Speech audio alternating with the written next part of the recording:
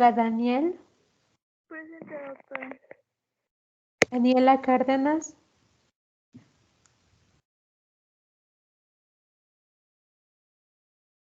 Daniel de Jesús.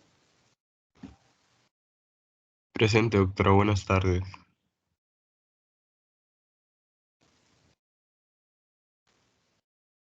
Zaret Barreto. Presente, doctora. Dalia Azucena. Presente, doctora. Larisa Ivette. Presente. César Yair. Muy bien, chicos, entonces el día de hoy, bueno, ya iniciamos el tercer parcial, ya es el último, chicos, entonces ya es el último empujón para que todo nos vaya muy bien. Entonces,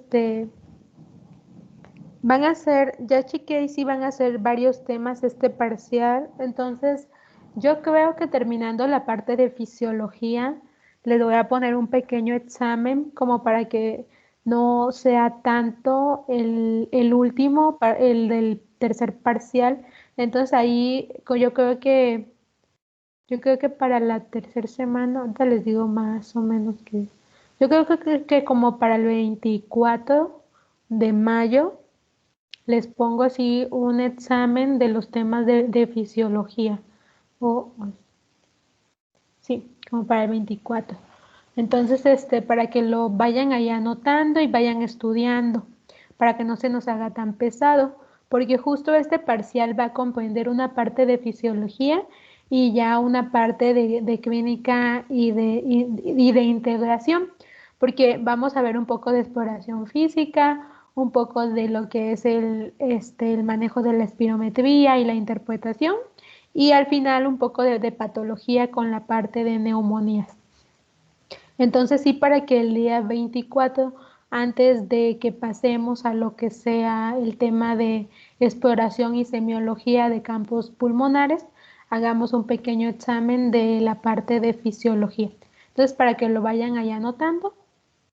Y justo ahorita lo que les voy a pedir es que para las prácticas todos las suban y las suban a tiempo el día que es y que no tenga retrasos, porque como no les voy a poner examen en la parte de práctica, para que así yo voy a evaluar, entonces voy a evaluar la puntualidad en la práctica y todo eso. Entonces esas serían como las notas para este parcial. ¿Dudas? Doctora, Sí. la parte de fisiología, ¿cómo se va a basar en un libro en especial? Pues O- estoy leyendo mucho el Gayton. Ya saben que ese es como la Biblia de los fisiólogos, chicos. Entonces, ya con leer el Gayton, yo creo que es súper, o sea, está súper bien explicado. Y ya yo les doy como que la parte más importante. Entonces, pueden complementar las diapositivas con el libro de Gayton. Si en las diapositivas les queda alguna duda, pues ya se van al Gayton a leerlo, o le pueden dar como que toda la lectura completa a la parte del Gayton, hacerles sus anotaciones y ya para la que va, hace así, despejar las dudas de esa lectura. Doctor, una duda. Aparte de qué libro nos recomienda, aparte del que acaba de mencionar, nada más ese. Es que es fisiología. Sí hay otros en Clinical Case, pero creo que el que lo haga más bonito es Gayton. Hay uno viejito, súper viejito ya, quién sabe si lo encuentren. El apellido es Constantino. Entonces, a ver, ese libro, cuando yo estaba en la universidad se me hacía súper sencillo, porque estaba así como que muy resumido y te decía como que los aspectos más importantes. Entonces así se apellidaba, creo que ese libro, el Constantino, era de fisiología. Y hay otros, hay unos de Panamericana. Hay el unos de de Bob, Panamericana. ¿no? El Tres Guerres. Ajá, el Tres Guerras de Panamericana, y hay otros dos, es que ya me acordé cuál amaba yo, el Silverstone. El Silverstone de fisiología está muy bonito igual, está muy sencillo de leer, entonces sí pueden leer del Silverstone. Entonces, para que si lo sienten el Gayton muy pesado, pues pueden checar el Silverstone y los de Panamericana. A mí en lo personal siento que tienen un lenguaje más sencillo a veces, porque a veces el Gayton se va con mucha física y habla de muchas leyes. Entonces, a lo mejor eso sí les pudiera revolver.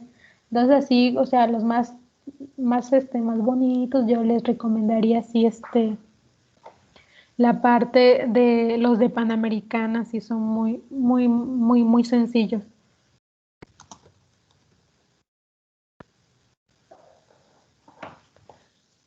Ahora sí, vamos a continuar con la parte que nos quedamos la última vez era un pedacito de la parte de ventilación.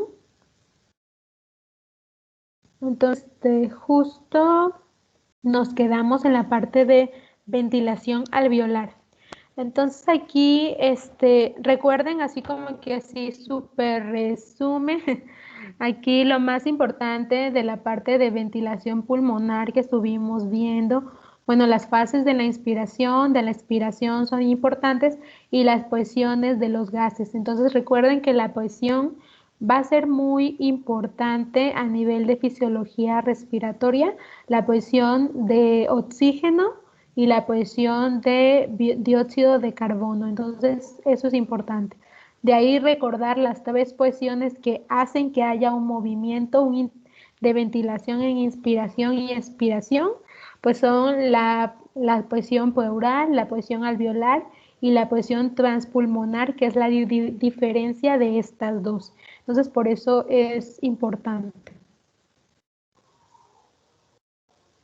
Y luego recuerden igual que para que haya un trabajo respiratorio, pues tiene que haber 2 factores que van a influir en este trabajo respiratorio, que sería la expansibilidad o compliance y la resistencia de las vías aéreas al flujo. Ahí disculpen el comercial.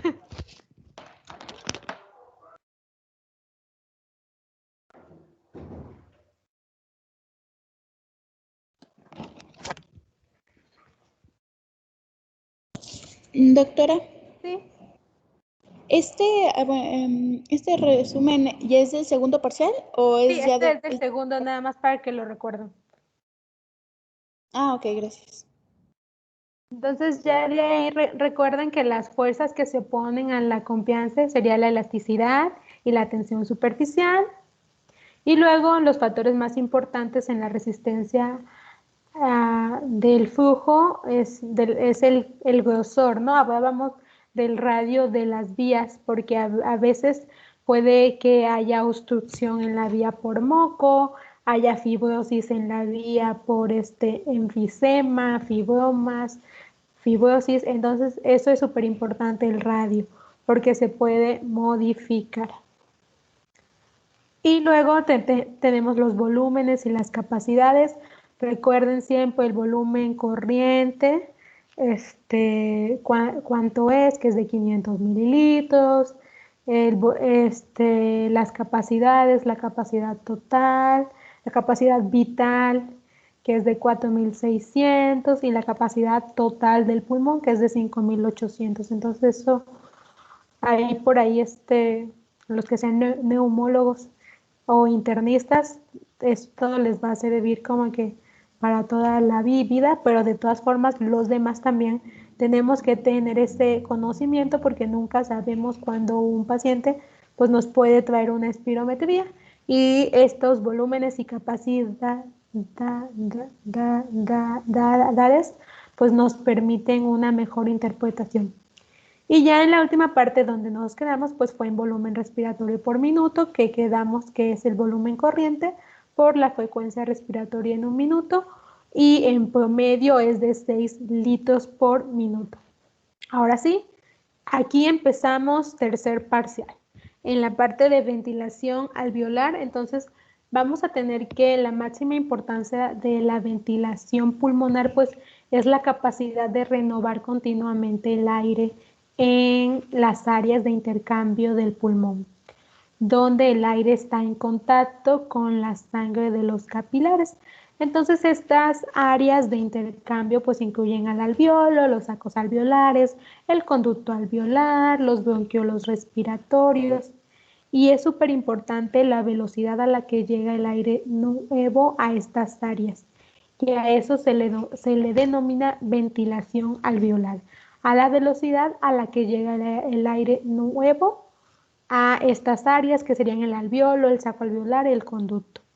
Entonces aquí esto es súper importante porque algo a tener en cuenta es que tenemos el pulmón, pero en el pulmón no siempre el aire, digamos que el aire se va a intercambiar de una forma muy lenta. Entonces, aunque estemos respirando así un montón, el intercambio del aire, de los gases que están adentro del pulmón es un intercambio un poquito más lento que el que uno esperaría, pero esto ya lo vamos a ver ahorita en la parte de intercambio gaseoso. Y bueno, algo que hay que tener en cuenta en la parte de ventilación alveolar y en las partes de intercambio gaseoso, que igual lo vamos a estar viendo, es el espacio muerto y su efecto sobre la ventilación alveolar. Entonces recuerden que quedamos que había dos tipos de espacio muerto, ¿no? Entonces tenemos el espacio muerto, el anatómico, y el espacio muerto fisiológico. ¿Sí recuerdan?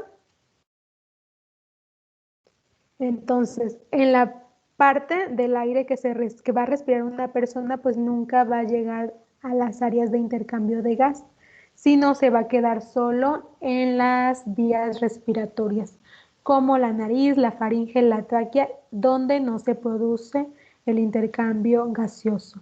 Entonces a esto se le va a llamar el espacio muerto anatómico, porque pues no va a ser útil para ver un intercambio de gases. Y al expirar el aire en el espacio muerto se expira primero antes que el aire en los alvéolos llegue. O sea, siempre que vamos a hacer la expiración, primero vamos a expirar todo el aire que no recibió intercambio de gases. Entonces todo ese aire se va y al final el último aire que se va a respirar va a ser el que está en los alvéolos. Ese es el último que se va a expirar. Entonces, para que lo tengamos en cuenta. Y bueno, vamos a ver esa diferencia del espacio muerto anatómico versus el fisiológico. Entonces, vamos a recordar que el espacio muerto anatómico pues va a medir el volumen de todo el espacio del sistema respiratorio, excepto los alvéolos y las áreas donde sí haya intercambio. Entonces, miren, aquí tenemos una imagen donde nos hablan de a nivel de volumen expiratorio. Aquí vamos a tener el volumen, el espacio muerto anatómico, que es lo primero que vamos a expirar, y posterior a eso vamos a tener ahorita el espacio muerto fisiológico, que es este de por acá. Entonces, en algunas ocasiones, algunos alvéolos no funcionan o funcionan parcialmente, y esto se puede dar por la ausencia o la deficiencia del flujo sanguíneo que pasaba a ese alvéolo. Entonces, a esto también se le debe considerar un espacio muerto, y a esto es a lo que nosotros le llamamos espacio muerto fisiológico. Entonces, vamos a tener que cuando el espacio muerto, la suma tanto del espacio, el muerto alveolar como el muerto anatómico, nos va a dar a lo que es el espacio muerto fisiológico, la suma de ambos. Entonces, nada más aquí hay que recordar que el concepto es que el espacio muerto fisiológico involucra tanto el espacio muerto anatómico como el espacio muerto alveolar, o sea, lugares en donde no se va a llevar adecuadamente un intercambio gaseoso o donde no hay un intercambio gaseoso. Y la única diferencia con el anatómico es que en el anatómico pues no incluimos el espacio muerto alveolar. Entonces esto nada más para que lo tengan en cuenta. Por si viene en el examen, recuerden la suma del fisiológico es el muerto alveolar con el muerto anatómico. Y en cambio el anatómico pues es solo a nivel de anatomía, a nivel de laringe, de tráquea y de nariz donde no haya intercambio, pero sí hay aire.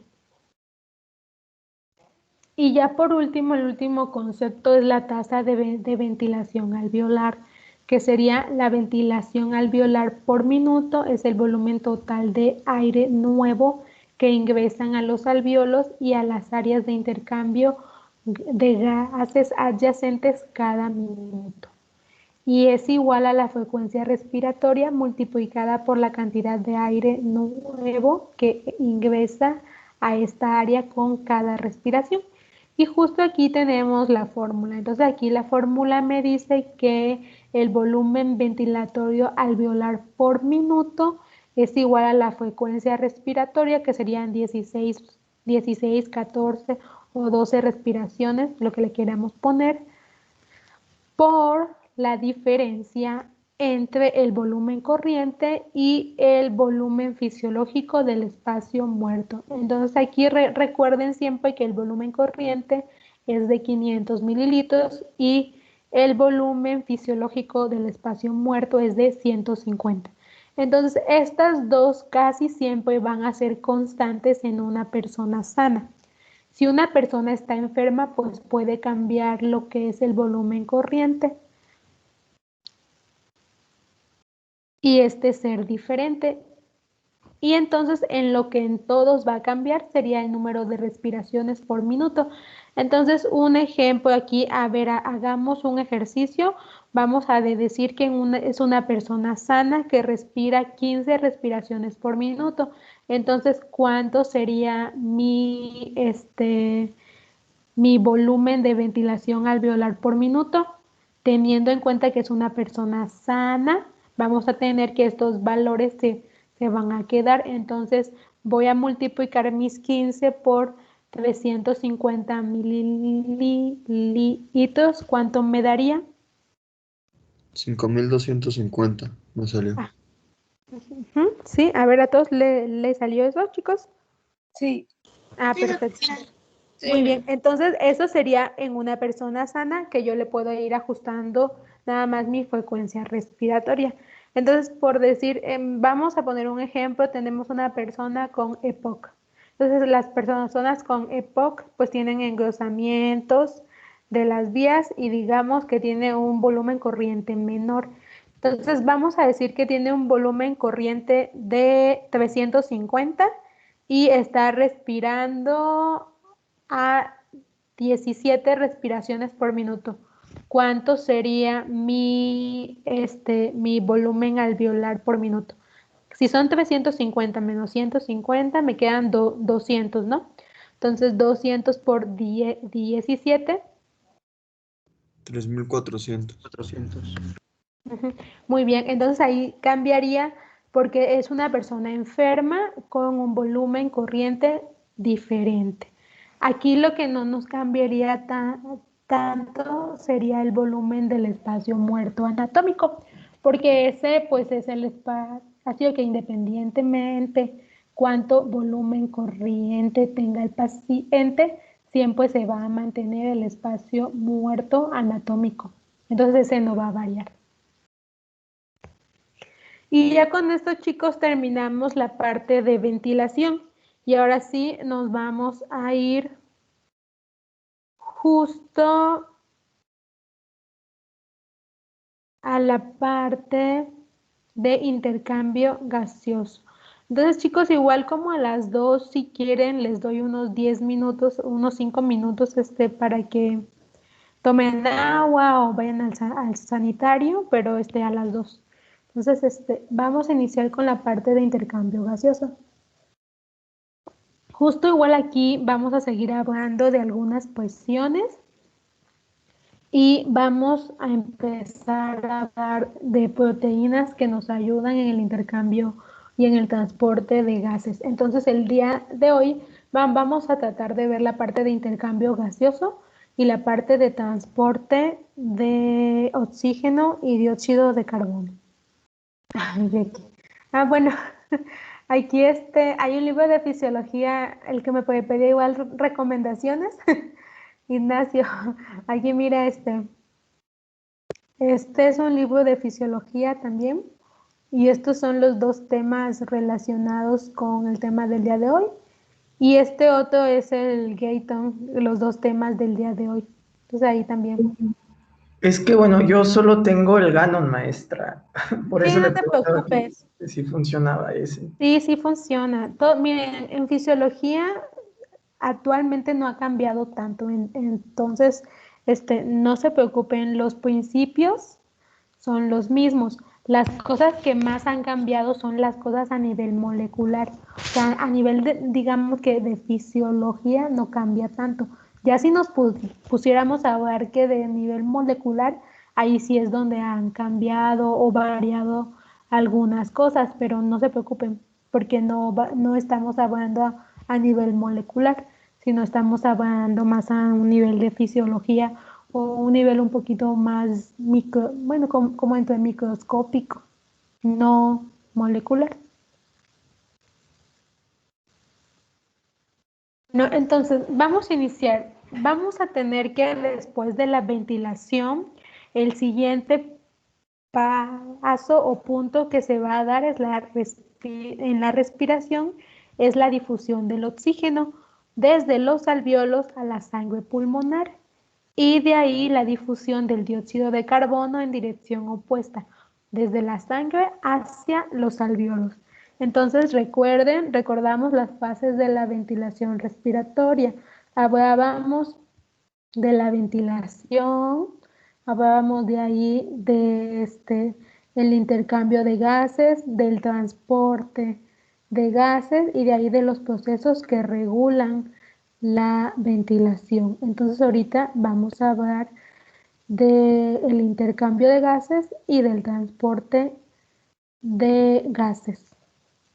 Entonces, el proceso de difusión es simplemente el movimiento aleatorio de moléculas en todas las direcciones a través de las membranas respiratorias y los fluidos adyacentes. Entonces, aquí recuerden que estamos hablando de gases. A ver, sus clases de biología molecular, cómo ¿cuál es el transporte de los gases? ¿Cómo se transportan? ¿Por qué tipo?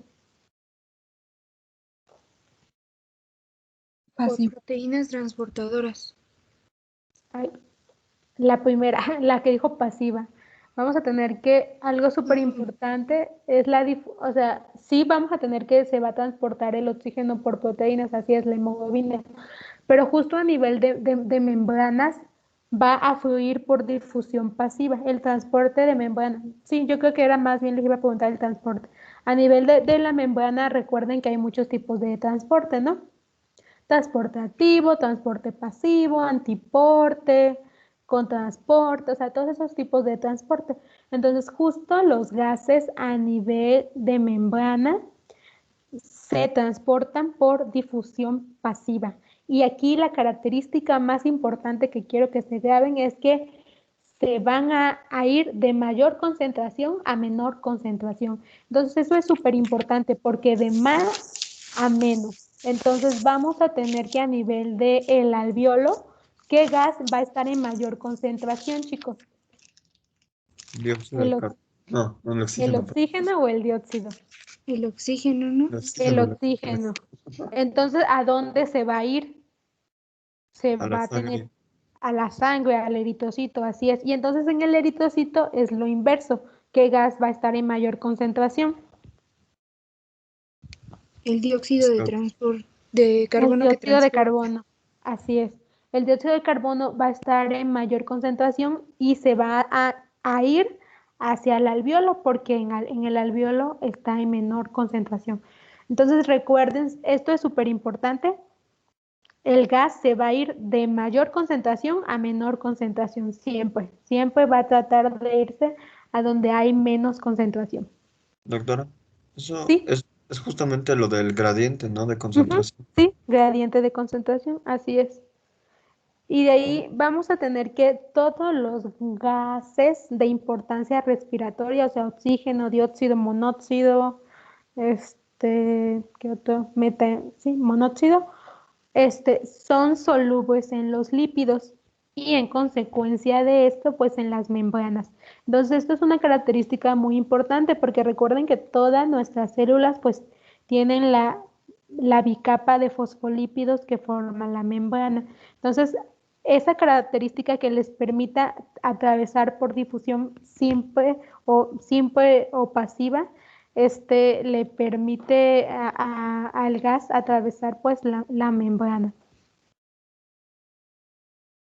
Entonces, justo aquí vamos a ver de la base molecular de la difusión de gases. Entonces, todo lo que es un gas de interés molecular, pues se va a mover libremente entre sí por difusión. Todos van a pasar por difusión y para que se produzca la difusión, pues debe haber una fuente de energía. Y esta fuente de energía la va a proporcionar el movimiento cinético de las moléculas. O sea, las moléculas van a estar moviéndose hacia todas partes. Entonces aquí, justo para que se puedan ir de un lugar a otro, pues vamos a tener el efecto del gradiente de concentración. Entonces aquí hablamos del efecto de gradiente de concentración. Entonces aquí vamos a tener el ejemplo de que si en una cámara o solución de gas va a presentar una concentración muy alta de un gas en particular en un extremo de la cámara, que sería aquí en este tubo, pero en el otro extremo va a presentar una concentración muy baja. Esto va a permitir la difusión de las moléculas de gas de la región de concentración muy alta hacia el área de concentración más baja. Entonces aquí nada más, este va a ser el principio tanto de difusión del oxígeno como de difusión del dióxido de carbono. Y igual aquí nada más para recordar que las presiones de gas en una mezcla de gases pues va a estar dada por la presión parcial del gas individual. Y esto recuerden que ya lo veíamos en la clase anterior cuando hablábamos de la presión parcial de un gas. Entonces aquí es súper importante igual la presión parcial del gas porque también va a favorecer el movimiento en la superficie. La presión es causada por múltiples impactos de moléculas en movimientos contra una superficie. Por lo tanto, la presión de un gas que actúa sobre la superficie de la vía respiratoria y del alveolo es proporcional a la fuerza de impacto sumada de todas las moléculas de ese gas que golpea la superficie en un instante dado. ¿Esto qué significa? La presión es directamente proporcional a la concentración de la molécula de gas. Es decir, si hay mayor presión, es porque hay también mayor concentración. Entonces, esto nada más. Recuerden, cuando encontramos la palabra proporcional, es como que indica que es similar o igual, es como algo de multiplicación. Entonces, cuando la presión es directamente proporcional, o sea, si la presión es alta, mi concentración también va a ser alta. Entonces, siempre es importante la concentración y la presión para el gas. Entonces, la velocidad de difusión de cada gas es directamente proporcional a la presión de un gas solo, y a esto se le llama presión parcial del gas, que es lo que ya vimos en la clase antepasada, que calculamos el del argón, el del oxígeno, el del nitrógeno. Entonces aquí recuerden que la velocidad también va a depender de la presión del gas. Entre mayor presión ejerza un gas, también va a tener mayor velocidad. Y luego aquí vamos a tener que las presiones del gas también van a ejercerse tanto en el agua como en los tejidos. Entonces, al disolverse el gas en el agua o en tejido, va a ejercer una presión al moverse al azar y va a tener una energía cinética. Entonces, aquí algo muy importante van a ser los factores que van a determinar la presión parcial de un gas disuelto en un fluido. O sea, ¿qué factores van a determinar mi presión? Entonces aquí me hablaban que de estos factores, uno de los más importantes es el coeficiente de solubilidad de un gas. Entonces, ¿qué es importante? Porque es que tan soluble, o sea, qué tanto mi gas se puede mezclar en un líquido, ¿no? Entonces, eso es como el coeficiente de solubilidad del gas, esa capacidad de que se pueda mezclar mi gas en un fluido o en un líquido. Vamos a tener que algunos tipos de moléculas como el dióxido de carbono son atraídas físicamente o químicamente por las moléculas de agua, mientras otras moléculas son repelidas.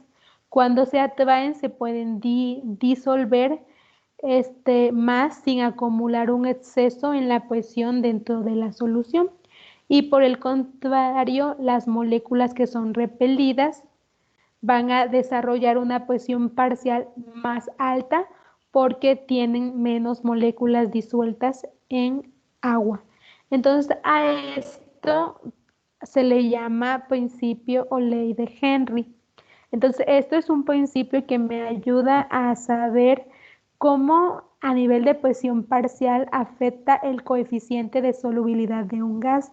Entonces, aquí recuerden, moléculas que son muy solubles van a tener una presión como menor y moléculas que son poco solubles van a tener una presión parcial mayor. Eso nada más para que quede en cuenta, eso sería como que el punto a tener en cuenta, que moléculas muy solubles ejercerán una presión parcial menor y que moléculas poco solubles ejercerán una mayor presión. Y ahorita vamos a ver la parte de difusión de gas entre la fase gaseosa en el alveolo y la fase disuelta en la sangre pulmonar. Entonces Doctor, aquí, ¿sí? eso de lo de las moléculas solubles, es lo de la ley de Henry. Sí, de la ley de Henry, que nos habla de coeficiente de solubilidad. Entonces, a grandes rasgos, vamos a decir que moléculas que son solubles van a tener una presión menor, porque vean aquí la ecuación, bueno, ¿cómo sería? La fórmula, recuerden que está en división, entonces moléculas que tienen un coeficiente de solubilidad pequeño van a tener una presión parcial muy grande. ¿Por qué? Porque me hablan que son moléculas que no se combinan con el agua tan fácilmente. En cambio, moléculas como el dióxido de carbono, que tienen una solubilidad muy grandota, van a tener una presión parcial muy baja porque se van a combinar más con el agua. Y vean, aquí hay ejemplo de medidas de coeficientes de solubilidad. Entonces vean que el que de todos los gases que hay aquí, el que tiene una solubilidad más alta es el dióxido de carbono. Entonces va a ejercer una presión parcial más pequeña. En cambio, vean el helio. El helio tiene un coeficiente de solubilidad muy pequeño, entonces es más difícil que se disuelva en el agua. Por lo tanto, la presión parcial del helio va a ser mayor. ¿Sí me expliqué? Sí, ahí sería inversamente proporcional. Así es, ajá, inversamente proporcional. Muy bien. Entonces ahorita ya vamos a entrar en la parte de difusión del gas. Entonces recuerden que en la parte de difusión siempre va a haber de menos a más.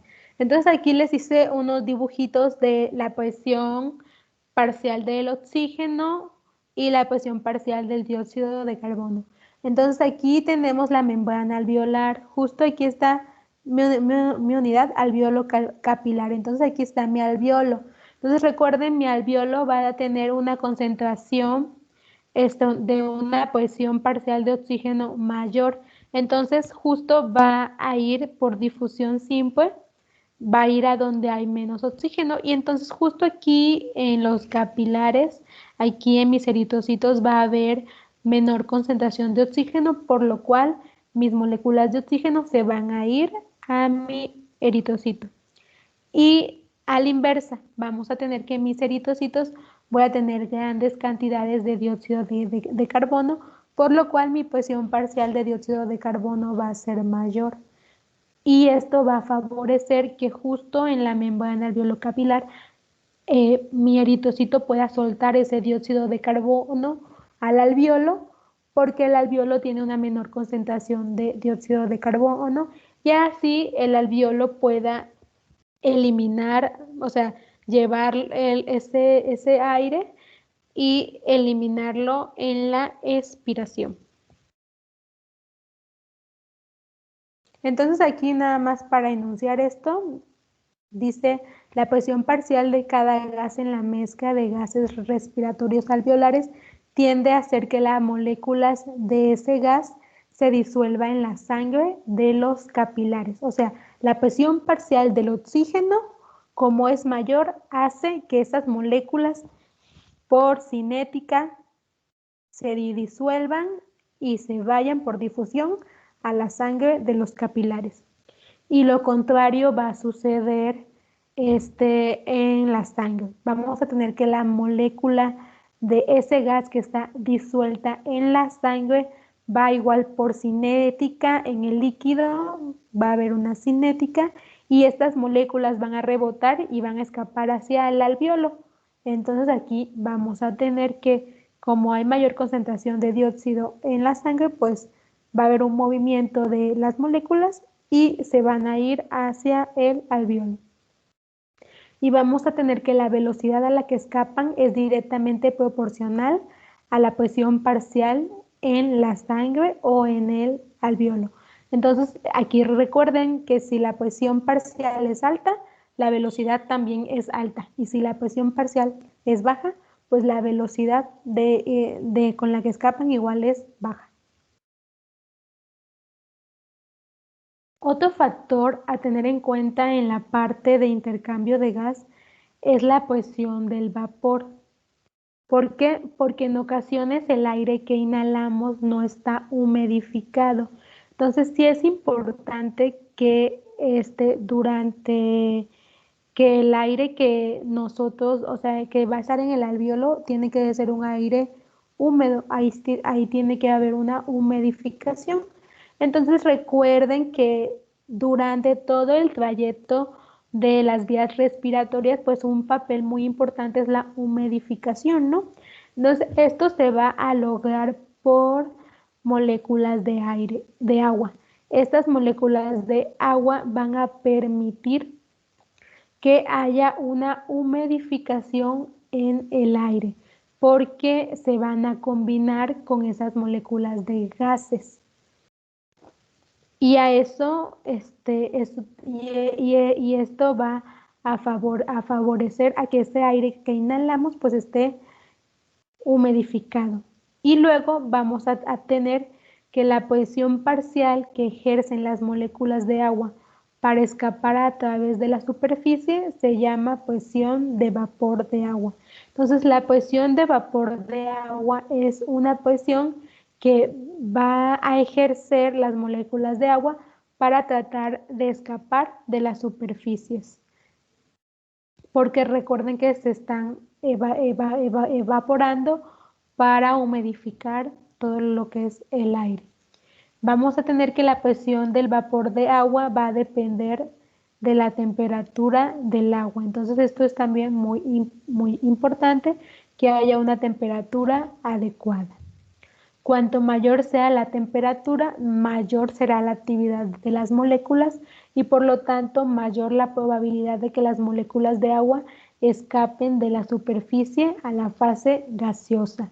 Entonces, esto es lo que se quiere evitar, que las moléculas de agua estén como que escapando a la fase gaseosa, sino lo que se quiere es que estén ahí para que se usen para humidificar todo ese aire, o sea que estén en la superficie. Y aquí nos habla de ejemplos de vapor de presión a diversas temperaturas. te dice cuando hay una temperatura de agua a 0 grados, hay una presión de 5 milímetros de mercurio. Y cuando hay una temperatura de 100 grados, hay una presión de 760 milímetros de mercurio, que sería una presión atmosférica. Y esta es como la parte que se tienen que aprender un poquito. A temperatura normal le vamos a poner 37 grados. La presión del vapor de agua va a ser de 47 milímetros de mercurio.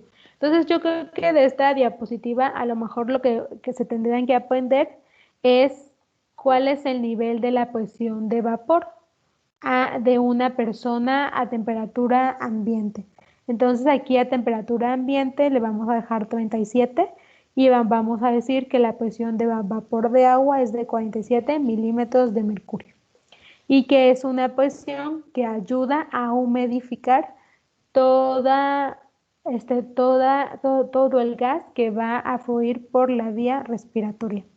Porque recuerden que dentro de la composición atmosférica de gas, el vapor de agua no es de los componentes principales. Entonces, por eso en todo el epitelio, en toda la vía de respiración, se tiene que humidificar estos gases. Y ya de ahí vamos a hablar de la diferencia de presión que provoca la difusión total de gases a través de un fluido. Entonces vamos a tener que la diferencia de la presión va a provocar la difusión total del gas a través del líquido. Esto sería, por ejemplo, a través de la sangre, a través del líquido intersticial, que son fluidos que están en el sistema respiratorio. Entonces vamos a tener que la difusión la neta de un gas desde el área de alta presión al área de baja presión es igual al número de moléculas que rebotan en esta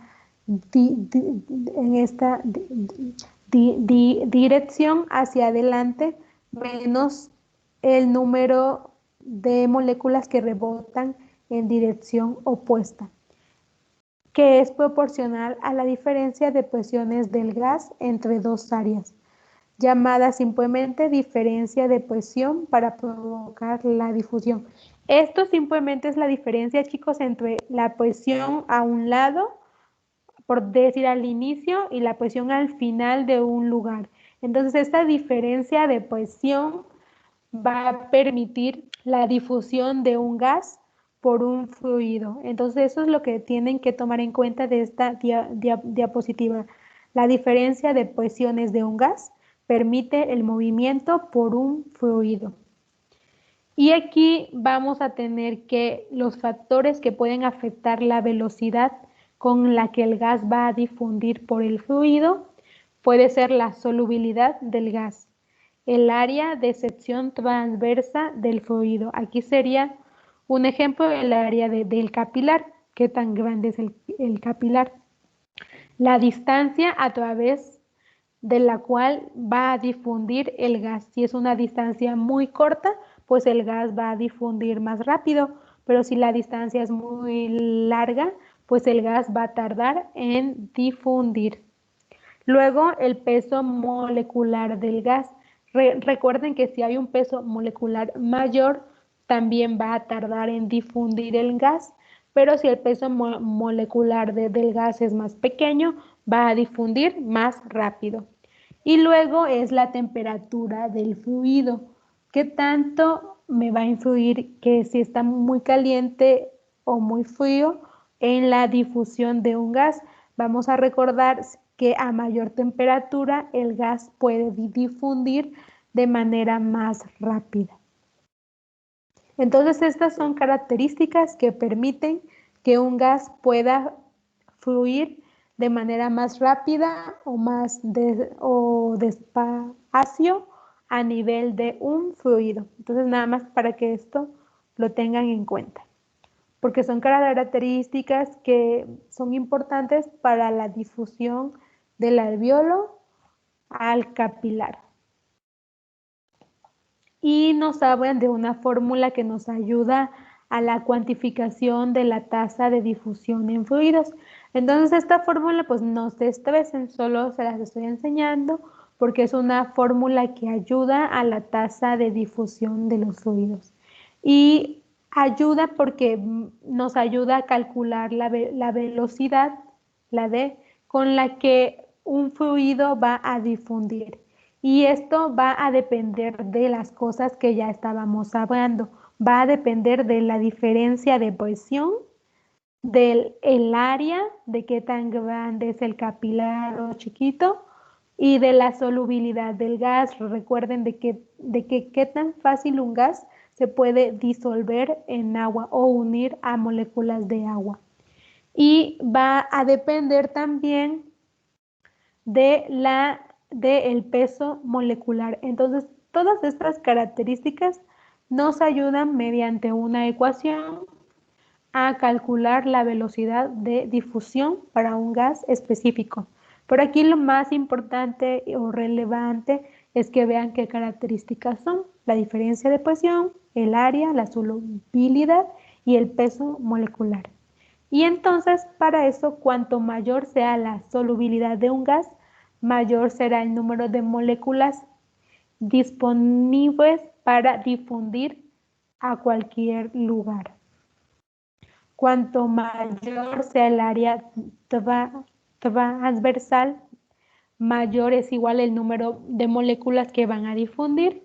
Y cuanto mayor sea la distancia que tienen que difundir la molécula, pues va a tardar más la molécula en difundir. Entonces estas son características nada más para que ustedes razonen si hay mayor área, si hay menor área, si hay mayor peso molecular, si hay menor peso molecular, si hay mayor solubilidad o menor solubilidad. Entonces esto es nada más de razonamiento, chicos. Recuerden que todo lo que esté acá arriba de la ecuación, de la fórmula, van a ser proporcionales con la velocidad, y todo lo que esté acá abajo va a ser inversamente proporcional. Entonces aquí sobre todo esto nos habla del cálculo de los pesos moleculares. Cuando un peso molecular es muy grandote, pues el gas va a difundir de forma más lenta. En cambio, mayor solubilidad, mayor área o mayor diferencia de presión, el gas va a difundir súper rápido. Y eso sería en cuanto a esta fórmula. Y ya ahorita nada más quiero que veamos la tabla que les voy a presentar aquí, que nos habla de los cambios en la composición del aire alveolar y el aire atmosférico. ¿Se acuerdan que les hablaba que justo inhalamos siempre aire atmosférico, pero la composición en las diferentes partes de las vías va a ir cambiando? Entonces aquí vamos a tener que hay varias razones por las cuales el aire atmosférico no va a ser el mismo que el aire alveolar. Entonces aquí tenemos estos 4 puntos. Uno, el aire alveolar se reemplaza solo parcialmente por el aire atmosférico con cada respiración. Entonces no hay como un reemplazo total del aire, sino es un reemplazo parcial. Luego el O2 se absorbe mucho en la sangre desde el aire alveolar. Entonces, pues ahí va a cambiar las concentraciones a nivel del O2. Y luego el CO2 pues va a difundir mucho desde la sangre hacia el alvéolo. Eso también va a favorecer que haya cambios en concentraciones.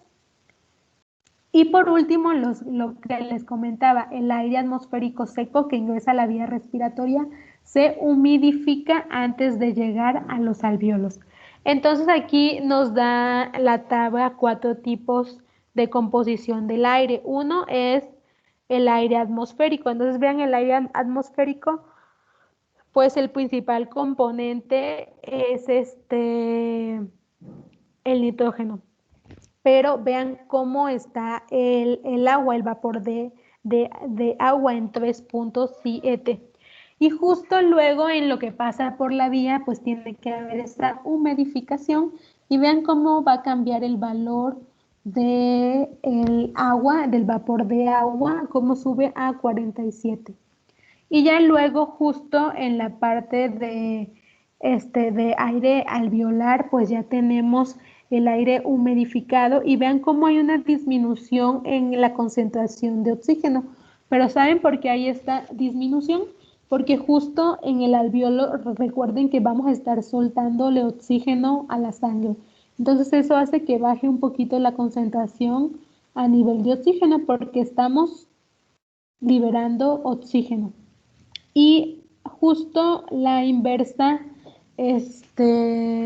vamos a tener que aquí en el aire que vamos a expirar, igual va a cambiar las concentraciones a nivel tanto de oxígeno como a nivel también de dióxido de carbono. Vean cómo igual vamos a estar liberando dióxido de carbono y también la concentración de oxígeno también es un poquito más, aumenta en comparación de la alveolar, pero no va a pasar a la de la atmosférica. Entonces sí hay cambios en cuanto a la composición a nivel de oxígeno, a nivel de dióxido de carbono y a nivel de vapor de agua. Entonces esto es nada más para que vean cómo el aire va cambiando dependiendo el paso por la vía aérea. Y chicos, si quieren son las 2, les dejo 10 minutos para que tomen agua y vayan al sanitario y regresamos, ¿va? Ok. Gracias, doctora. Vale.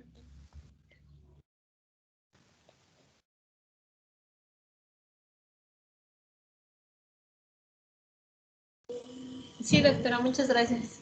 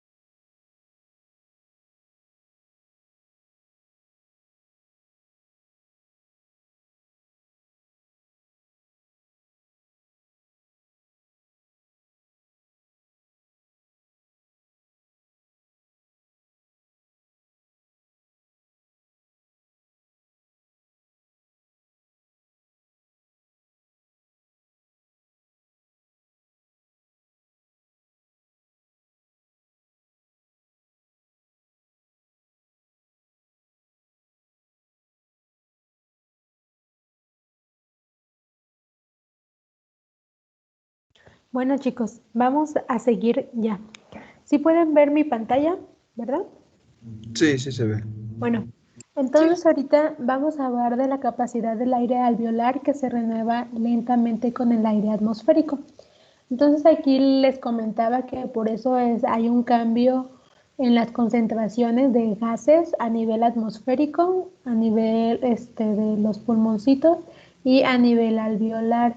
Entonces vamos a ver cómo a nivel alveolar se da un cambio un poquito más lento.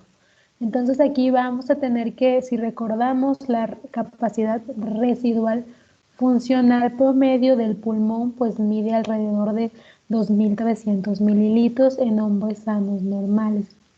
Sin embargo, solo 350 mililitros del aire nuevo ingresado al alveolo con cada inspiración normal y esta misma cantidad de aire alveolar viejo se inspira. Entonces, miren, cada vez que respiramos aproximadamente solo 350 mililitros de ese aire inspirado es el que se va a renovar, o sea, es el que se va a renovar y se va luego a expirar. Entonces vamos a tener que un total de los 2.300 sería un total de 1.950 mililitros. Sería el aire que no se renueva, sino que está ahí sin renovar, pero que poco a poco, digamos que con cada respiración se puede ir renovando otros 350 mililitros y así. Entonces, el volumen de aire alveolar reemplazado por aire atmosférico nuevo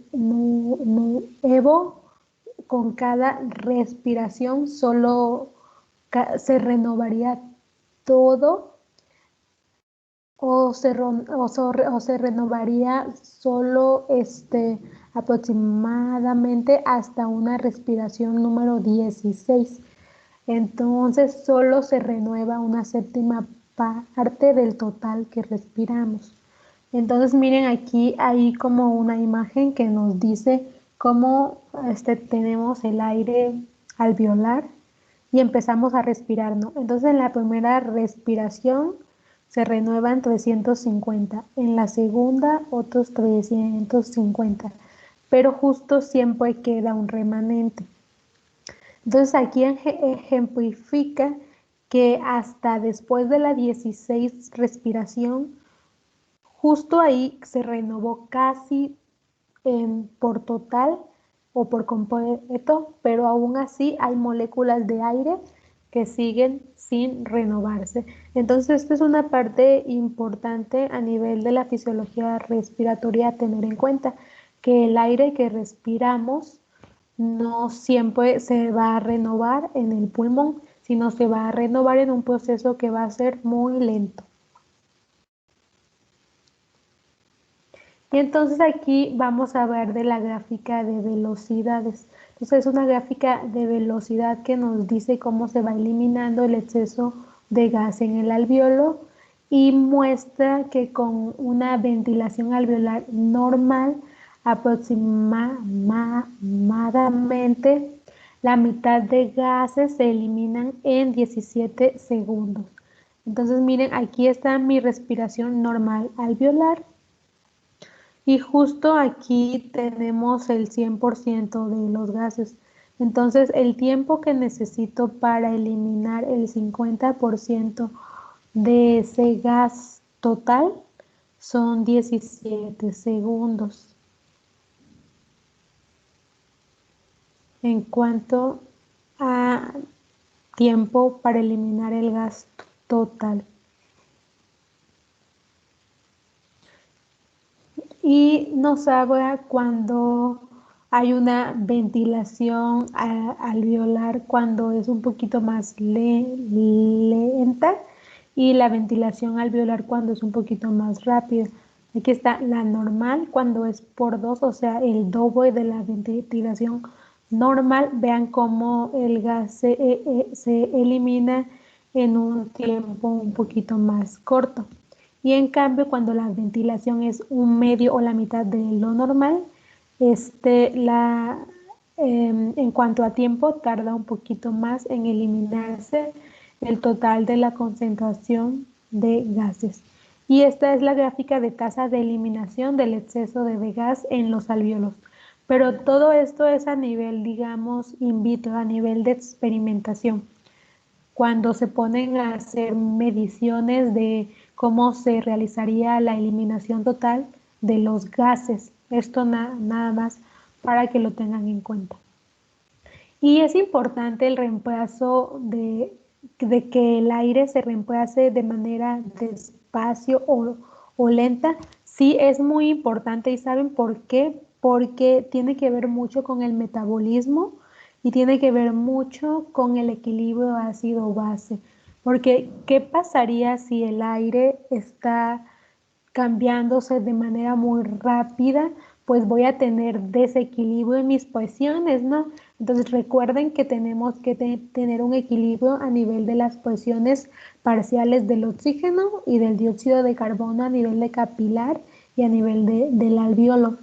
Si hay un cambio en esas presiones, pues me puede dar alteraciones a nivel metabólicas. Entonces ahí puedo tener acidosis respiratorias, alcalosis respiratorias o metabólicas. Entonces por eso es igual una parte importante que el aire se vaya renovando de manera lenta para que no hayan estos cambios bruscos de pH y de concentración tanto de dióxido de carbono como de oxígeno. Y ahorita vamos a hablar de la concentración de oxígeno y la presión parcial de oxígeno a nivel de alvéolo y la concentración de dióxido de carbono y la presión parcial en los alvéolos.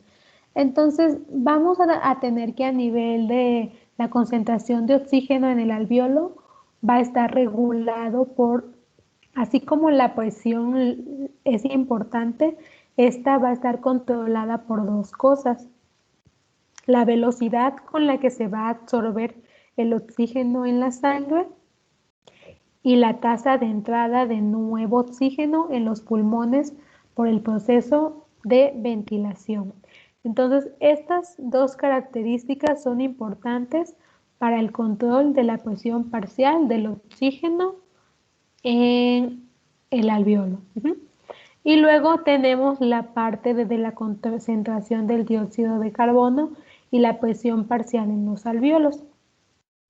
Entonces aquí vamos a tener que la presión del dióxido de carbono, la presión parcial, aumenta directamente en proporción a la tasa de excreción del CO2. Y esto es importante porque recuerden que el CO2, nosotros como seres humanos producimos CO2 en muchas reacciones químicas. Entonces para nosotros digamos que es un metabolito que resulta de muchas acciones, de muchas reacciones y que lo estamos eliminando. Entonces, ¿de qué va a depender que haya un aumento de la presión parcial de dióxido de carbono? Pues de la tasa de excreción a nivel de metabolismo del dióxido de carbono. Y otra cosa que va a influir en la presión parcial del dióxido de carbono va a ser la ventilación alveolar. Vamos a recordar que si la ventilación alveolar es muy fuerte, o sea, si ventilamos mucho, la presión parcial del dióxido de carbono va a disminuir.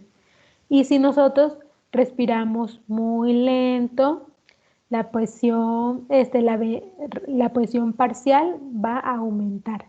Entonces, estos son dos mecanismos importantes para mantener tanto la concentración como la presión parcial del dióxido de carbono. La tasa de excreción y la frecuencia de la ventilación. Y ya como para concluir esta diapositiva, pues aquí les tengo que tanto la concentración y la presión parcial del oxígeno y del dióxido de carbono, pues en los alvéolos va a estar determinada por la absorción Recuerden, la absorción del oxígeno o la excreción del dióxido y por la cantidad de ventilación alveolar. Recuerden que tanto para que en el oxígeno va a ser la entrada del oxígeno y en el dióxido va a ser la salida de ese dióxido. Entonces, nada más para que lo tengamos en cuenta, recuerden, cada una tiene dos características principales. Y luego vamos a tener que el aire expirado es una combinación del aire del espacio muerto y el aire alveolar. Entonces vamos a tener que la composición general del aire que se expira va a estar determinada por dos cosas. La cantidad de aire expirado, que es el aire del espacio muerto, esa va a ser el primer aire que va a salir en la expiración. Y al final la cantidad de aire alveolar, que va a ser el último aire que va a salir al final de la expiración. Entonces esa es la combinación del aire que expiramos. La suma del aire del espacio muerto con la suma del aire del espacio alveolar. Esto hace en total el aire que expiramos. Y si les preguntara yo, ¿qué aire expiramos primero? Recuerden que el aire que está en el espacio muerto. ¿Y qué aire expiramos al final? Pues el aire que está en el espacio alveolar. Y pues recuerden aquí nuestro volumen corriente, que es de 500 mililitros. Ahora vamos a hablar de la difusión de gases a través de la membrana respiratoria. Vamos a tener que los gases alveolares están muy próximos a la sangre de los capilares pulmonares. Además, el intercambio de gases entre el aire alveolar y la sangre del pulmón se va a producir a través de las membranas de todas las porciones terminales del pulmón, no solo de los alvéolos. O sea, en todas las porciones terminales que cuenten con células que tengan membrana, ahí se va a estar llevando a cabo también el intercambio de gases. Todas estas membranas se conocen colectivamente como membranas respiratorias, también llamadas membranas pulmonares. Y bueno, aquí tenemos una imagen aquí del bronquiolo terminal, el bronquiolo respiratorio y cómo se ven mis saquitos alveolares, mis ductos alveolares y mis fibras elásticas en el alveolo. Entonces aquí recuerden que el intercambio de gas se realiza principalmente en el alveolo, pero que también se puede realizar en todas las membranas que se encuentren en las porciones terminales de la célula. Del pulmón, que diga, todas las porciones terminales del pulmón.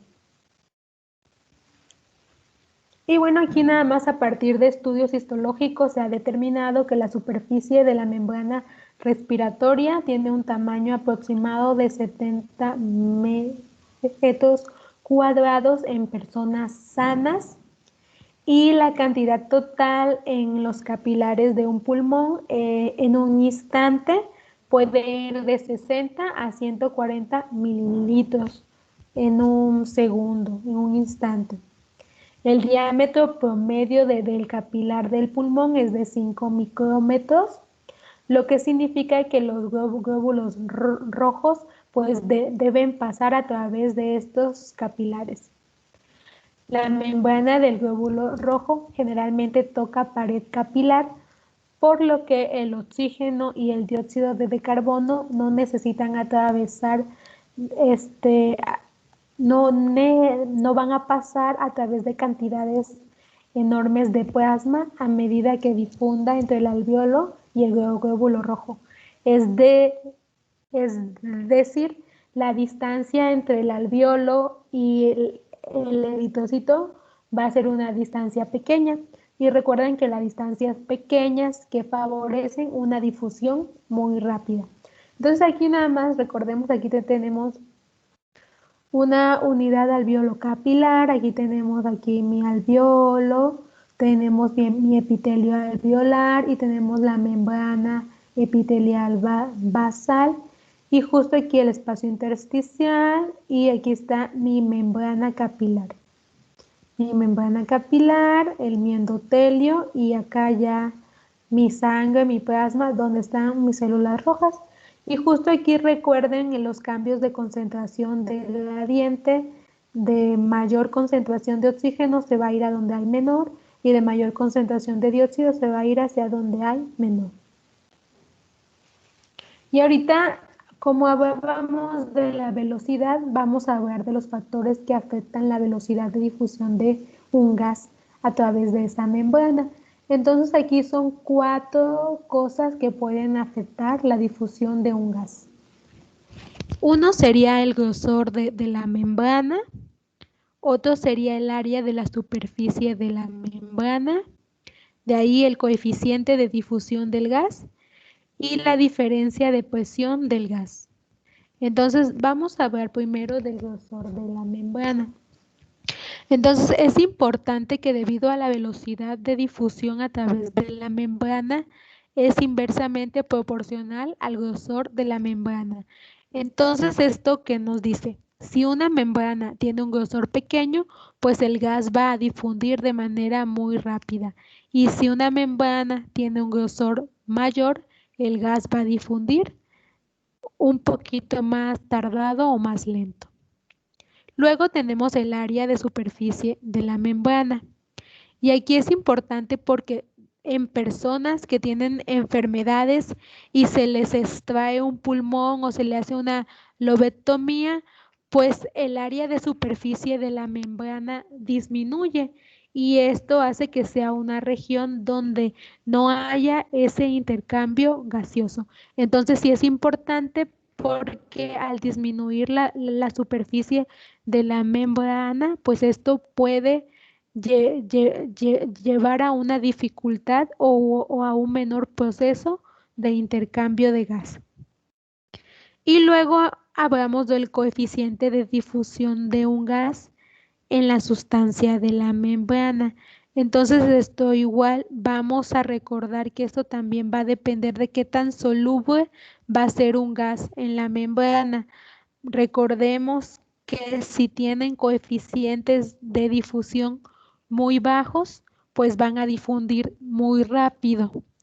Pero si tienen coeficientes de difusión muy grandes, van a difundir lento. Y aquí también nos vuelve a remarcar la parte del peso molecular, que si el gas también tiene un peso molecular mayor, pues va a difundir más lento. Y si tiene un peso molecular más bajo, pues va a difundir de manera más rápida. Y ya por último, la diferencia de presión del gas entre los dos lados de la membrana. Es importante la diferencia de presión que va a haber en el alveolo con la diferencia de presión que va a haber en la sangre capilar, y esto va a permitir que haya un desplazamiento del gas de un lado de mayor a menor.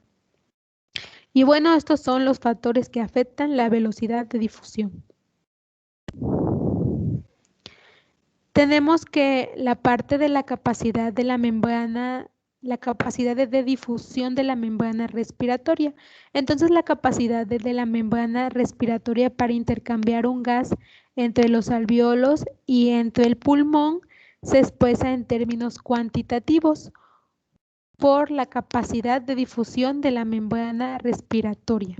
Entonces, la capacidad de difusión de la membrana respiratoria se define como el volumen de un gas que se difunde a través de la membrana por cada minuto por una diferencia de presión de 1 milímetro de mercurio. Entonces, esta es la diferencia o este es el volumen total de un gas que va a pasar de un lado de la membrana a otro gracias a que hay una diferencia de presión. Y a esto le vamos a llamar la capacidad de difusión de la membrana. ¿Dudas hasta aquí, chicos? Esto último lo podría repetir. Ajá. Vamos a tener que la capacidad de difusión de membrana es se va a definir como el volumen del gas, o sea, todo lo del gas, el volumen total del gas que se puede difundir a través de una membrana, o sea que va a pasar de una membrana a otra por una diferencia de presión. Al haber un cambio de presión, esto va a favorecer que un volumen específico difunda a otra membrana. Y a esto se le conoce como capacidad de difusión en la membrana. A esa capacidad de difundir, de migrar de un lugar a otro por cambios en la presión.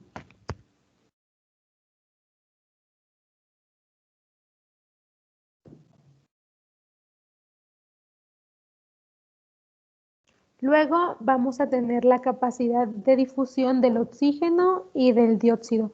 Entonces estas son capacidades que ya están descritas. Justo la capacidad de difusión del oxígeno de una persona en reposo sana es de 21 milímetros por minuto por milímetro de mercurio. Entonces esa es la capacidad de difusión del oxígeno. Y en cuanto al coeficiente de difusión del dióxido de carbono, este es un coeficiente que solo se ha sacado por laboratorio, porque es muy difícil analizar el dióxido de carbono. Entonces, este se estima que en condiciones normales varía de 400 a 400 milímetros por minuto por milímetro de mercurio. Y si es una persona que está haciendo ejercicio, pues este coeficiente de dióxido de carbono puede aumentar hasta 1300 milímetros por minuto por milímetro de mercurio. Entonces, chicos, estos son solo valores que ya se saben de la capacidad de difusión tanto del oxígeno como del dióxido de carbono. Para el oxígeno es 21 y para el dióxido es 400 a 450, nada más. Ahora vamos a hablar de los efectos de la relación de ventilación y perfusión sobre la concentración de un gas alveolar. Entonces, vamos a tener que es importante porque hay áreas del pulmón que están ventiladas, pero que no tienen flujo sanguíneo, y hay otras áreas que tienen un mayor flujo sanguíneo, pero que tienen una ventilación no adecuada. Y esto puede aumentarse en algunas enfermedades, como enfisemas, EPOC, asma. Entonces, siempre es importante que haya una relación, un equilibrio entre la ventilación y la perfusión. Recuerden que ventilación estaríamos hablando a nivel de intercambio de gas y perfusión a nivel de flujo sanguíneo. Entonces, cuando veamos la B, estamos hablando de ventilación alveolar, y cuando veamos la Q, estamos hablando de un flujo sanguíneo. Entonces, esta relación ventilación-perfusión tiene que estar en un balance. Entonces, vamos a ver dos aspectos nada más de la relación ventilación-perfusión. Entonces, una es cuando la ventilación y la perfusión es igual a 0, y luego vamos a ver cuando la relación ventilación-perfusión es igual a infinito.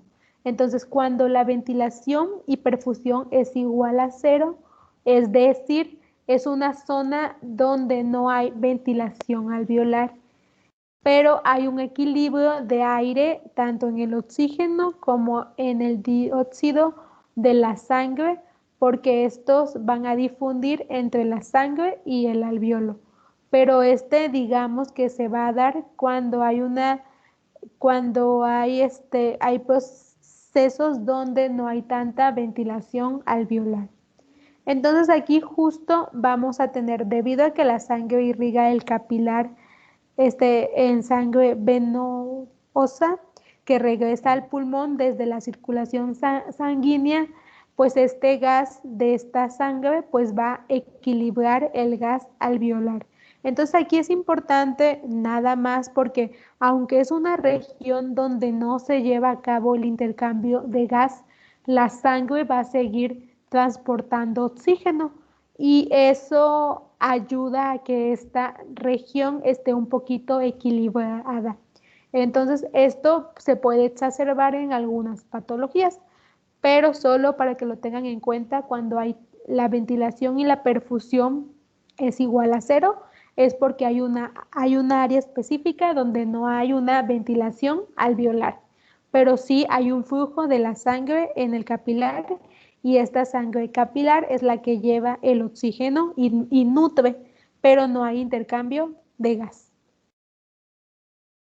Y luego tenemos cuando hay una presión parcial de oxígeno alveolar y dióxido de carbono, cuando hay un equilibrio de ventilación y perfusión que es igual al infinito. Entonces, justo aquí sucede lo inverso. Hay un lugar, hay un efecto de la presión parcial del gas alveolar cuando es igual al infinito, porque no hay flujo sanguíneo capilar para llevar el oxígeno o para llevar al dióxido de carbono. Entonces es una región donde no hay un flujo sanguíneo, pero sí hay alvéolos. Entonces aquí estos alvéolos equilibran esa región que aunque no hay, digamos, un flujo de sangre, sí hay alvéolos y estos alvéolos pues ayudan a equilibrar que no se lleve a cabo ese intercambio de gases adecuados. Entonces aquí la pregunta en el examen podría ser, ¿qué pasa si la relación ventilación-perfusión es igual a cero? Entonces yo diría, es un lugar donde no se lleva a cabo un proceso de ventilación. Y si les pregunto, ¿qué pasa cuando la relación ventilación-perfusión es igual al infinito? Pues aquí la respuesta es que es un lugar donde no hay flujo sanguíneo. ¿Chicos? Sí. Doctora. Sí, doctora. Muy bien. ¿Me puede volver a repetir lo que pasa cuando no hay una relación entre ventilación y perfusión? ¿No hay un equilibrio de CO2 y O2 en sangre? Ok, vamos. Justo necesitamos que haya, para haber un intercambio gaseoso, necesitamos de dos componentes. Uno es el componente ventilatorio y otro es el componente de perfusión o de sangre. Entonces, estos dos tienen que estar a fuerza para llevar a cabo un intercambio gaseoso.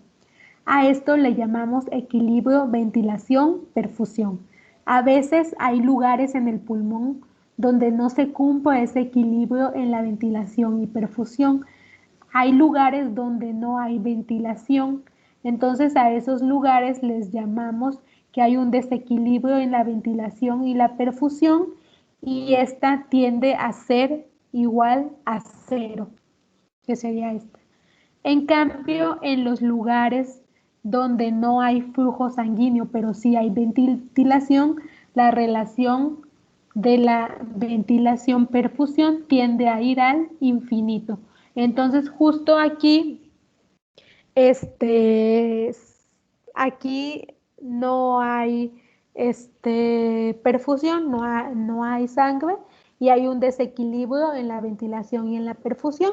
Entonces, desequilibrio suele ir al infinito. Entonces, aquí un ejemplo, ¿sí siguen viendo mi pantalla o ya se les fue? Se quitó. Ah, Se bueno. quitó, doctora. Les voy a poner, es que a lo mejor así con la fórmula, miren, aquí, recuerden que cuando nosotros dividimos, si tenemos una perfusión de 20, pero no tenemos, si tenemos una ventilación de 20, pero una perfusión de 0, háganlo en su calculadora, ¿qué nos va a dar? Una indeterminación. Ajá, nos da infinito. ¿Por qué? Porque no hay una No se perfusión. puede resolver eso. No se puede. Entonces, aquí las ecuaciones, la fórmula tiende a ir al infinito. En cambio, cuando sí hay perfusión, pero no hay ventilación, o sea, mi ventilación es igual a 0, pero mi perfusión es de 20, a ver, hagan la, la división. Aquí justo sí mi fórmula va a dar 0. Sí, de acero. Ujú. Entonces aquí esto es a lo que me refiero, que cuando yo lo quiero explicar en fórmula matemática, esta relación ventilación y perfusión, justo si tengo perfusión, pero no ventilación, siempre mi fórmula va a tender a cero. Y si tengo ventilación, pero no perfusión, mi fórmula siempre me va a ir a infinito. Y a eso es a lo que le llamamos estos cambios en cuanto a relación, ventilación, perfusión. Y ya por último tenemos el concepto de espacio muerto fisiológico cuando la ventilación perfusión es mayor de lo normal. Entonces aquí cuando la ventilación en algunos alvéolos es más grande, pero el flujo sanguíneo es más bajo, hay mucho oxígeno en el alvéolo del que puede ser transportado por la sangre que fluye. Por lo tanto, se dice que la ventilación de estos alvéolos se desperdicia. Entonces, también se desperdicia la ventilación en áreas anatómicas del espacio muerto, de las vías. Y la suma de estos dos tipos de ventilación que se desperdició se denomina espacio muerto fisiológico. Estos son los lugares que ya habíamos visto donde hay muchos alveolitos, pero esos alvéolos no tienen una irrigación adecuada, o sea, no pueden hacer el intercambio, y al no poder hacer el intercambio adecuado, pues hay un desperdicio en cuanto a la ventilación. Y esto sucede igual otra vez en donde es el espacio muerto fisiológico.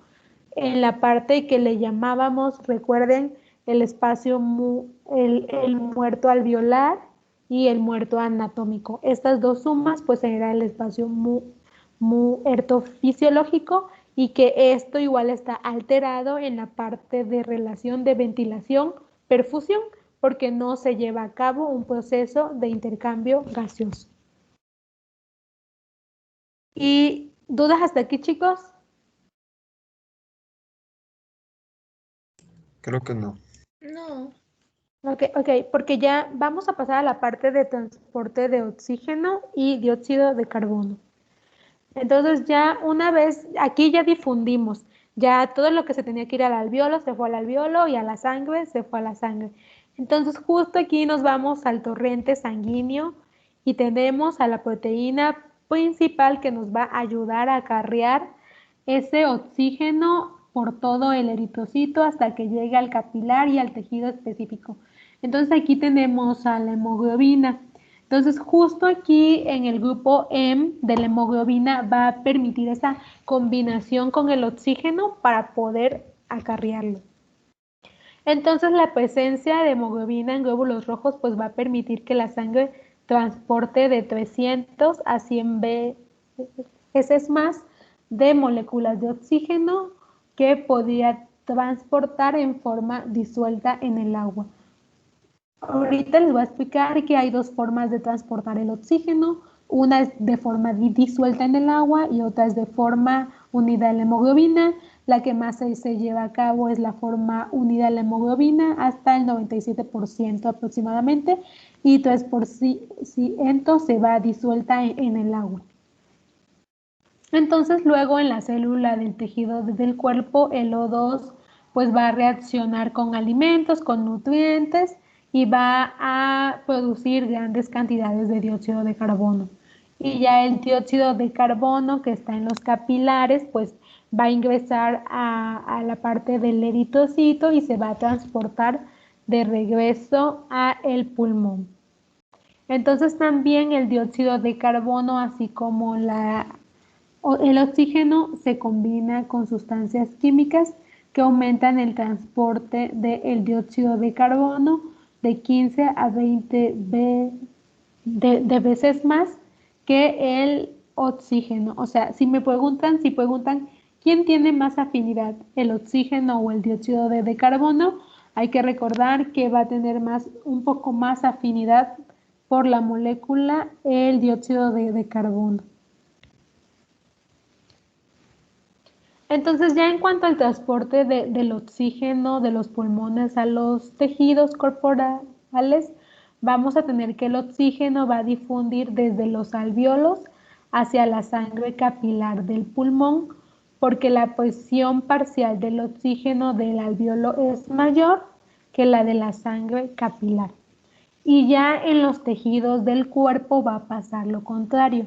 Vamos a tener que la presión parcial de oxígeno más alta en la sangre y en los tejidos va a ser un poquito más baja. Entonces, al ser en los tejidos un poquito más baja, pues va a permitir esa liberación del eritrocito del oxígeno hacia el tejido.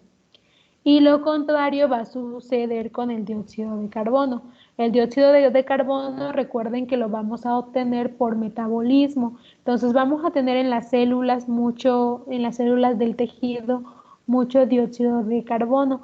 Entonces, al venir el eritrocito en el capilar con poco dióxido de carbono, pues va a correr la molécula de dióxido de carbono a irse hacia el eritrocito. Y ya después va a viajar por todo el torrente sanguíneo y ya va a llegar a la membrana capilar y justo otra vez va en el alvéolo va a haber poco CO2 y entonces va a dejar el eritrocito y se va a ir hacia el CO2, hacia el alvéolo y del alvéolo pues ya va a ser expirado. Entonces este es todo el ciclo del transporte del oxígeno en los pulmones. Entonces vean aquí esta grafiquita, la gráfica y los cambios en las presiones. Vean cómo, recuerden cómo hay estos cambios a nivel del oxígeno. Vean en las arterias cómo vamos a tener una presión parcial de oxígeno de 40 y entonces esto va a hacer que el oxígeno se venga al eritrocito. Y ya luego va al torrente sanguíneo, migra y ya acá llega. Y luego vamos a tener que a nivel de vena, vamos a tener pues una presión parcial de oxígeno mayor y justo esto va a hacer que libere igual más oxígeno hacia los tejidos. Y luego vamos a ver un poquito del transporte del oxígeno en la sangre. Entonces era lo que les comentaba hace un momento, que el oxígeno puede ir unido a la molécula de hemoglobina, entonces esto es el 98% del total y va a tener una presión aproximada de 104 milímetros de mercurio. Y luego vamos a tener otro porcentaje igual de sangre de 2% que no va a fluir a toda la circulación, sino que se va a quedar en el pulmón y solo va a circular a través del bronquio y va a irrigar a todo el tejido pulmonar. Entonces, esto es como digamos que se divide el total de la sangre. 98% se va a ir a toda circulación sistémica y luego el 2% va a fluir solo a circulación de pulmón. Y justo vean cómo hay cambios a nivel de las presiones parciales del oxígeno dependiendo en qué lugar está. Vean cómo en la parte venosa del sistema pues inicia con una presión de 40 y justo a nivel de capilares pulmonares puede llegar hasta una presión de 104 aproximadamente y luego va a bajar un poquito la presión a nivel de sistema arterial que puede ir a 90, 95 y ya en sistemas capilares va a bajar otra vez hasta 50 o 40 y otra vez iniciar el ciclo de sistema venoso. Entonces, dependiendo de dónde se ubique mi eritrocito, vamos a tener cambios a nivel de la presión parcial del oxígeno, dependiendo si es vena, si es capilar de pulmón, si es arteria o si es capilar sistémico. De ahí vamos a tener la parte de difusión del oxígeno de los capilares periféricos al líquido tisular. Entonces esto es muy importante porque el oxígeno va a difundir de capilar periférico a tejido tisular. Y para esto vamos a tener que cuando la sangre arterial va a llegar al tejido periférico, el capilar, la presión parcial del oxígeno en el capilar va a ser de 95. Sin embargo, la presión parcial del líquido intersticial que rodea la célula tisular va a tener una presión un poquito más baja, vean, va a ser de 40 milímetros de mercurio. Por lo tanto, esta diferencia en la presión hace que el oxígeno difunda muy rápido del capilar hacia el tejido. Entonces vean cómo está aquí justo mi arteria capilar, mi líquido intersticial y entonces aquí tengo mi eritrocito que lleva mi oxígeno con una presión parcial de 95. Y justo aquí en mi líquido intersticial mis moléculas de oxígeno tienen una presión de 40. Entonces recordemos, de mayor gradiente se va a menor gradiente y justo aquí permite que haya una difusión del oxígeno. Y con esto un mejor intercambio a nivel de gases de mis eritrocitos a mi tejido pulmonar.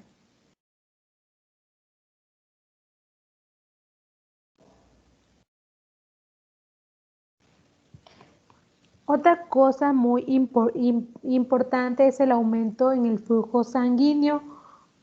Este aumenta mi presión parcial de oxígeno del líquido intersticial. Entonces, si por alguna causa hay un aumento en el flujo sanguíneo en un tejido específico, vamos a decir un ejemplo. Estamos en la porta, así que todos nos vayamos al hígado. Entonces, yo en mi porta tengo un absceso. Entonces, un absceso o un hematoma se rompe y empieza a haber una hemorragia, ¿no? Entonces empieza a decirme mi cuerpo que mi sangre tiene que irse un ratito a hígado porque hay una disminución del volumen. Entonces, al aumentar el volumen de sangre hacia el hígado, el flujo, esto va a traer como consecuencia que haya un aumento en la presión parcial de mi oxígeno. Y este aumento de la presión parcial de oxígeno, pues me va a traer cambios a nivel del equilibrio entre la velocidad y el transporte del oxígeno y la velocidad en la que el tejido utiliza el oxígeno. Puede haber un mayor consumo de oxígeno y puede hacer que el intercambio de gases pues se lleve a cabo de una manera más rápida. Entonces aquí es nada más como si hay cambios en el flujo sanguíneo, pues me pueden aumentar mi presión de oxígeno a nivel del líquido intersticial. Y bueno, vamos a ver ahorita de la difusión del oxígeno desde los capilares periféricos a las células tisulares. Entonces, vamos a tener que la célula siempre utiliza oxígeno, por lo tanto, la presión parcial del oxígeno intracelular en el tejido periférico permanece más baja que la presión parcial del capilar periférico. Entonces, aquí nada más siempre hay que tener en cuenta que a nivel de tejido tiene una presión más baja que a nivel de capilar periférico. Entonces, esto permite siempre que haya una mejor difusión. Vamos a tener que, en ocasiones existe igual una diferencia física, o sea, en distancia entre el capilar y la célula, y esto también hace que la presión parcial de oxígeno normal varíe de 5 milímetros de mercurio hasta 40 milímetros de mercurio. Entonces, digamos que el promedio sería de 23 milímetros de mercurio por la distancia física que hay entre el capilar y entre las células del tejido, que hace que haya cambios en la presión parcial del oxígeno.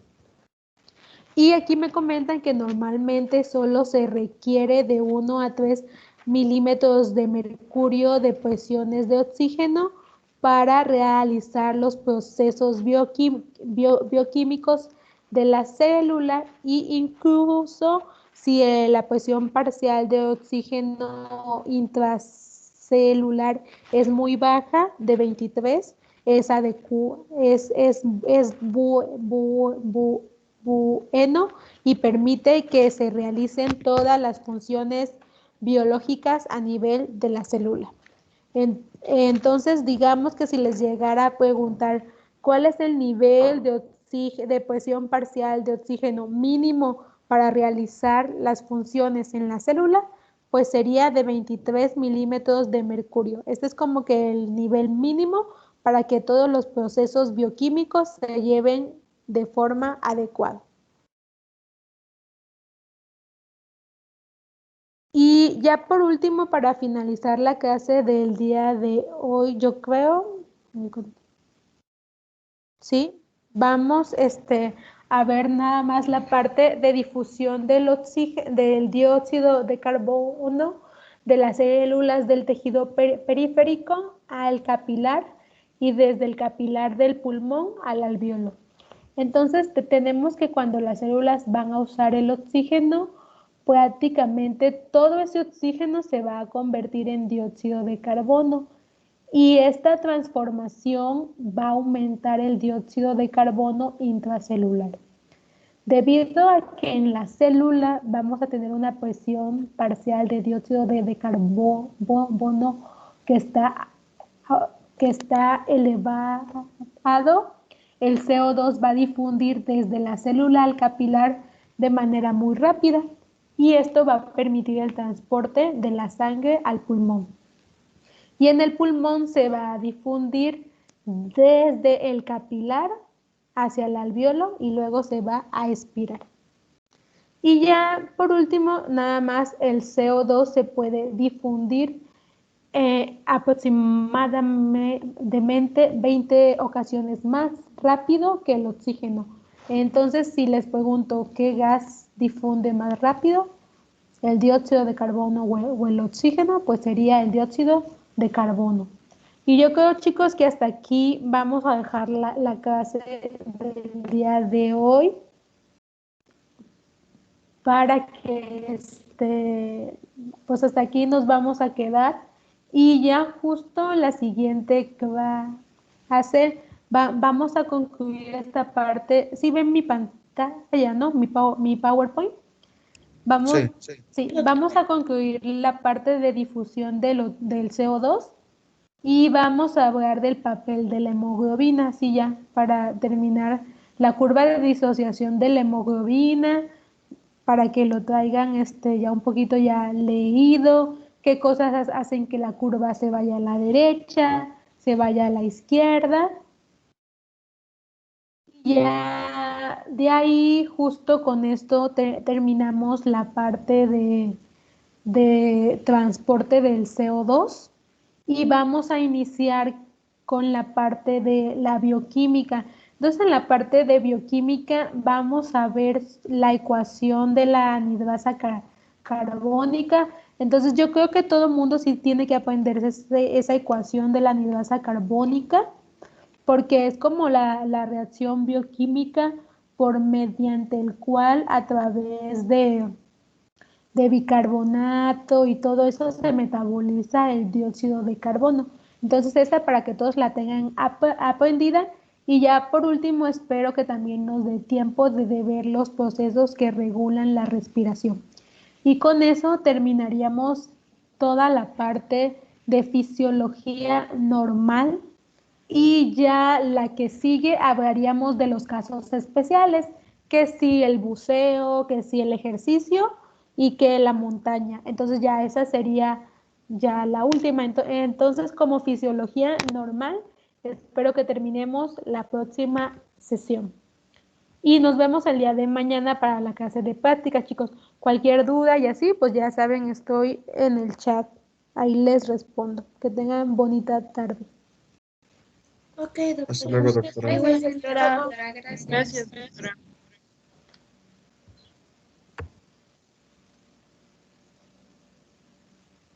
Hasta luego, doctora. Gracias.